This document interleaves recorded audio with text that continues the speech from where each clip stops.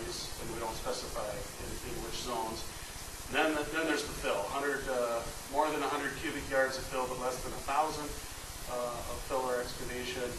And we also noted on slopes that are in greater than 12% on public or private roads. And then we get into linear disturbances of power lines, pipelines, whatever the case may be, of greater than 1,000 feet for those types. And these are types of small projects. This is, within the shoreline. Because of the access road and everything, ends up being greater than 1,000 feet. And this is a commercial area, which is going to be greater than 1,000 square feet, less than 10,000. So those are just a couple examples of small projects. The small project requirements that we have, basically, just site plan that are in conjunction with that are already required for our land use or grading and filling permits. And then what we require is an erosion and sediment control plan, and we develop and provide a checklist for that. So we try to keep it real minimal, and we do keep our staff does review it along with the actual other permits that we do. But it's specifically just to control the erosion and sediment control at that point. The large projects, which are greater than 10,000 square feet for the commercial,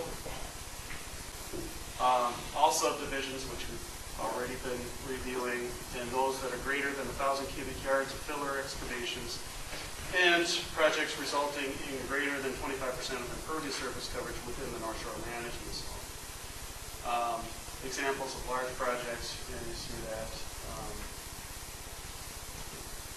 The requirements for that, the additional requirements on top of the erosion and sediment control would be the stormwater management plan. That includes the stormwater pollution prevention plan. We went a little further on the large projects and said we want to make sure that these things are in place, because as we all know on construction sites, we can see projects begun and then they'll taper off or they're not done properly. You go out and you see the silt fences that are blocked over. So we have a financial security component to the large projects that are 125% of the estimated cost, and those can be in a bond or a letter of credit. And that's how most of our folks do it, is by letter of credit issued from the banks. It's fairly easy for them. And then, of course, once we get over an acre, you get the NPDES requirement. Now, what we did is, wanting to streamline it and to keep it simple for folks, we actually had it so that the NPDES application fulfills the county requirements.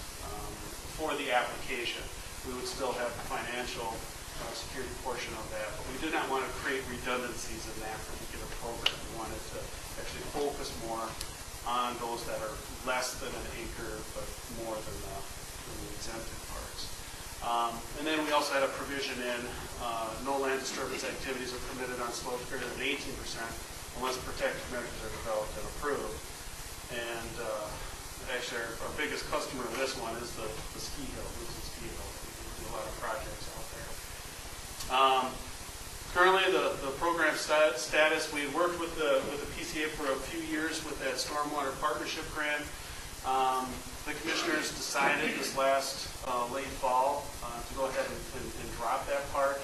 However, we did retain the staff position for that, and actually it's worked out very well for us in the fact that our commissioners take the stormwater management so seriously enough that even with the lack of the stormwater grant funds, they did feel it important enough to maintain the position that's in there, and so that part's worked out very well. We do have increasing compliance and buy-in from the contractors. You always have, whenever you're throwing in anything new into the bucket, there's resistance, and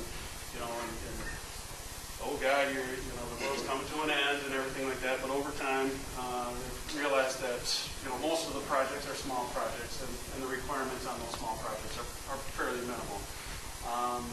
And again, we have the continued commissioner support, even in these economic times. Boom, there. Is that plowing through it or what? Any questions? What was the solution on that one example you gave with the water ditches on each side of the property? It basically, it was for Wayne. You were actually a part of that, weren't you? Do you want to describe? Briefly, the restoration plan is basically to fill in those ditches and reestablish natural flow. But the bigger issue is one that Tim pointed out is that uphill or further up the watershed, there actually were some other diversions that were bumping it towards that individual. So it wasn't. Where's that water going now? Well, it's going the original route through the property in kind of a braided fashion, which she didn't want because again, a lot of that property was wet. But that's basically the way it still is at this point. Yeah, it was tough when we originally saw it. We wanted to go back and see, because the original receiving property wanted that water back for their own purposes. But to go back, there were 3 or so properties that had projects done on it already. To try to go back and change everything when we didn't really have the authority, in place by ordinance to retroactively have those projects go. How do you base your fees for the permits to cover the administrative costs? Well, and that's a very good question. What we started out doing, and we're still at, is we have no fees for the stormwater permits. We wanted to keep it very low impact. We have been cataloging our amount of staff time involved in each of these projects. So we've got a good bracket in which to set fees in, but just to facilitate the buy-in and facilitate the education part, we haven't had both our grading and filling permits and the stormwater permits are at no charge. Kim, for your small projects, do your applicants get it, or is it your stormwater person that's really creating most of the plans? Well, most of them are actually coming through the contractors, and through repetition, they are getting it. You of course go from that transition of getting plans on a napkin, really roughly drawn, to better and better. We even have contractors that are picking up on the computer and the CAD and actually doing some really nice designs for us. No, we're not doing the designs by and large. It's coming from the contract.